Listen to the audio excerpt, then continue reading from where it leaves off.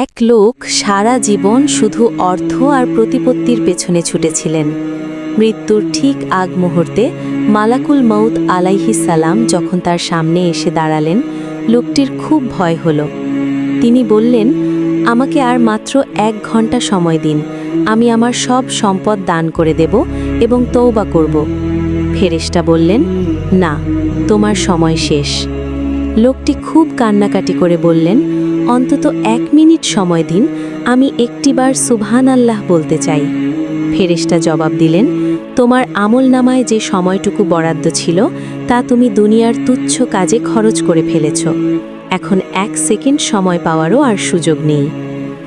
শিক্ষণীয়: মৃত্যু আসার আগেই আখেরাতের প্রস্তুতি নেওয়া বুদ্ধিমানের কাজ, কারণ শেষ মুহূর্তে কোটি টাকা দিয়েও 1 মুহূর্ত সময় কেনা সম্ভব নয়।